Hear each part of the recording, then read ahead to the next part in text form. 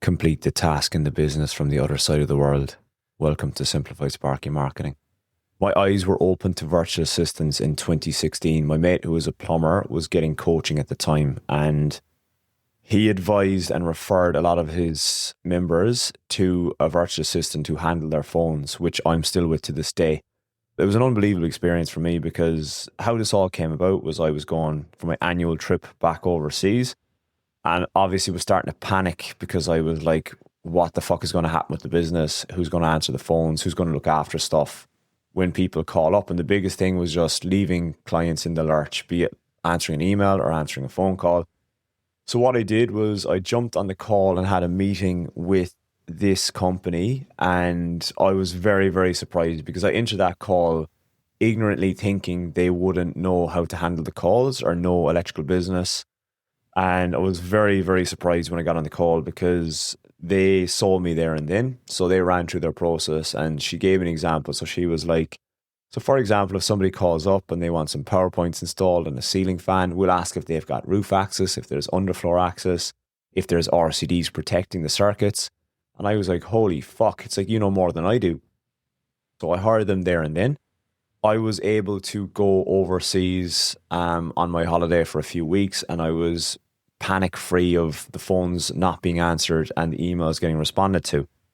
So initially started with the phone company who are based in Burley Heads as well. And I'm pretty anal on that as well. Like, I want the phones to be answered locally, so it's more of a local touch when people call up, because we've all had the phone center phone calls where it's just, you know, blatantly it's coming from overseas and it's a bad experience. And sometimes, like particularly if they're based in the Philippines, the tonality and stuff of them can be a bit off-putting, so I keep it local.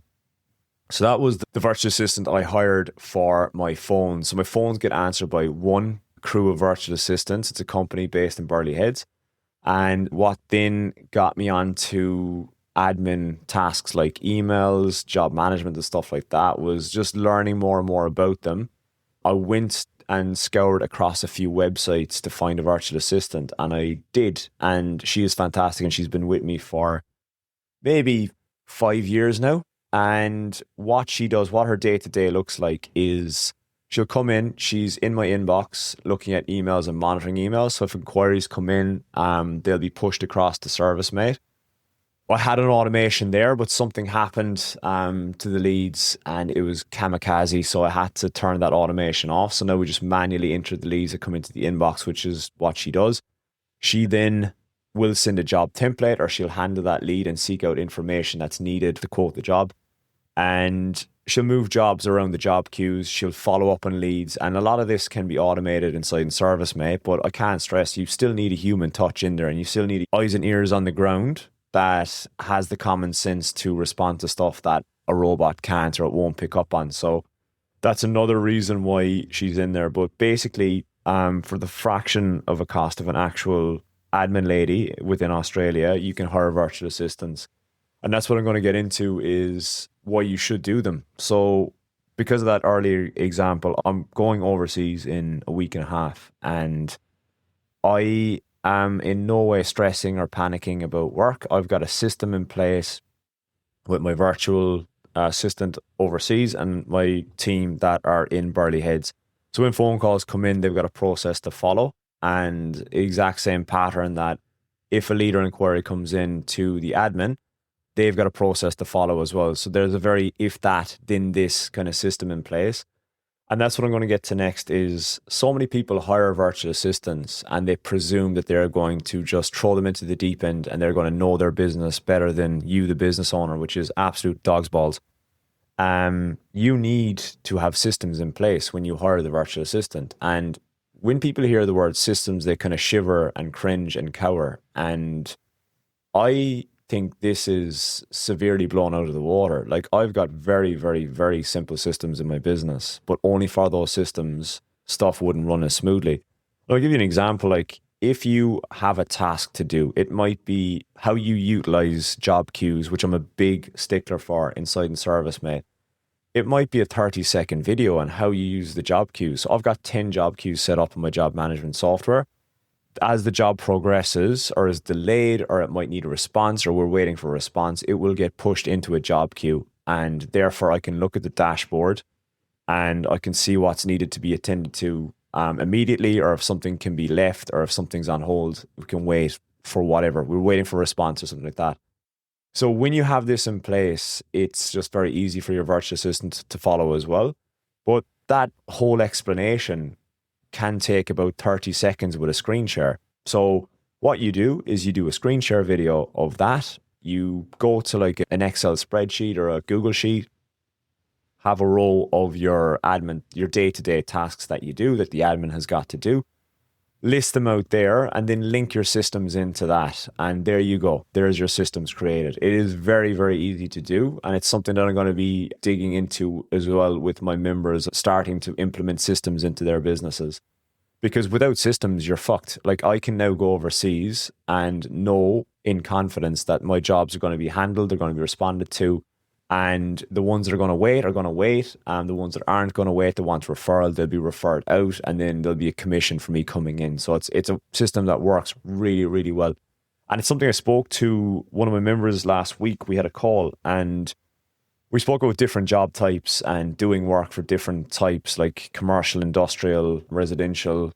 And he spoke about possibly dabbling with commercial maintenance and stuff. And I reiterated to him of like, what is the pathway you want to go with your business? Do you want to grow your business to a few staff? Because if you get in with the likes of commercial maintenance and stuff like that, they're the kind of people that the second you get on the plane, they're going to be looking for somebody to fix their tripping circuit or something like that. Whereas the way I've built my business is all of my jobs it's all service work. So it's all mums and dads. So no one's reliant on me. Yes, an existing client might come back because they might have an issue with tripping or something like that. That's where my boy that I've got on standby sweeps in and he picks those pieces up. But if people can wait, they will wait. And a lot of my clients are fucking A-grade clients, so they will stick around as well. And it works. This whole system for me works so well that I can piss off in a week and a half's time and I can take 5 weeks off and not have to stress or worry.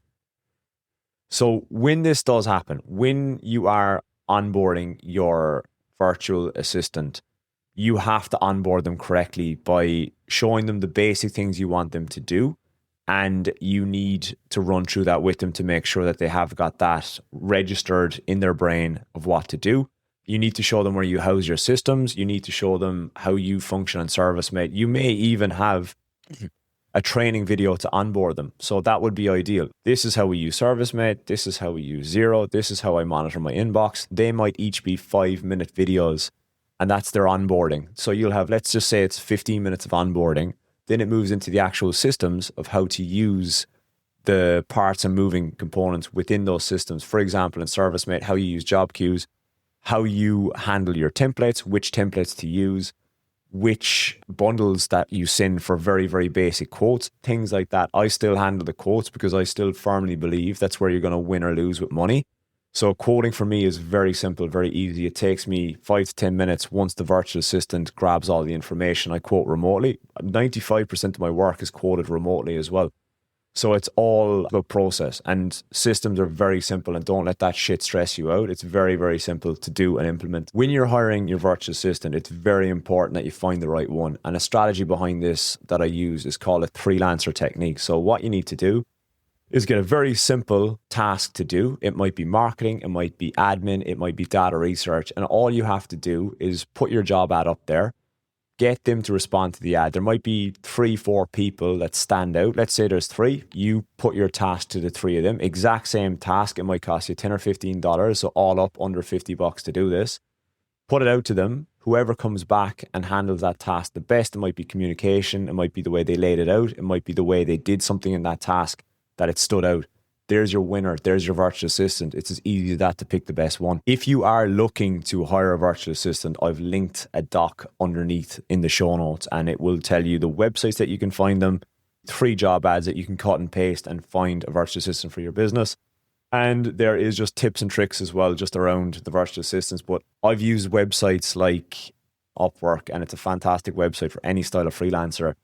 And I would suggest having a look there first, but I have linked to other websites on that doc as well. And one last thing is, don't expect the virtual assistant to be a jack of all trades, because when people hear a virtual assistant, they assume that they can do everything. They can do my admin, they can do my bookkeeping, they can do my marketing, they can do outreach, all of this kind of shit.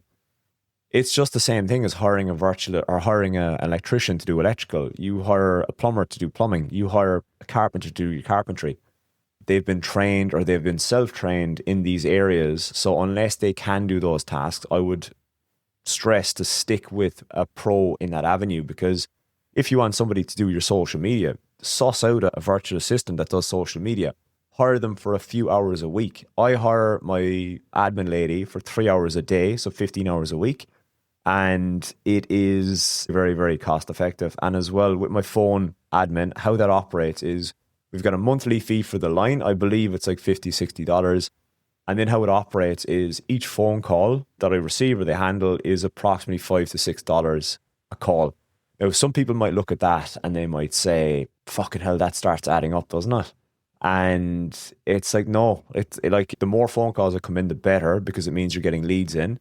And better again, the phones are getting answered, because this is why it's an investment, not an expense. Because if you're up on a roof or you're in a meeting or you're under a house or something and you don't answer your phone, the impatience is going to kick in and they're going to call the next electrician and you're going to lose that job. And that job could have been a 10 grand job and you have been a tight ass with hiring a virtual assistant and you've lost that job. So these are the why it's so important that you have somebody in place that can take your calls and answer your leads. It just adds to the customer experience as well. There's so many things that they can do for you, like anything, graphic design, marketing, outreach, data research, all of this. If you're looking to get data scraping done, that you get emails that you can reach out to people. I'm not a fan of cold emails, but for example, you're doing a new campaign and you wanted to find a specific demographic of people, they can scrape emails. Let's say, for instance, you were looking for cleaners. You can get them to scrape cleaners' emails. You can then upload that as a lookalike audience into Facebook ads. Facebook will then start searching and putting your ad in front of those kind of people because they'll have similarities of cleaners. I don't know why you'd be looking for a bunch of cleaners, but who knows? Maybe you are. That is it for me this week. And if you want that checklist, just check out the link below and go grab it and get yourself a virtual assistant. If you have any questions, just hit me up, shoot me an old DM on Instagram or whatever. Chat to you next week.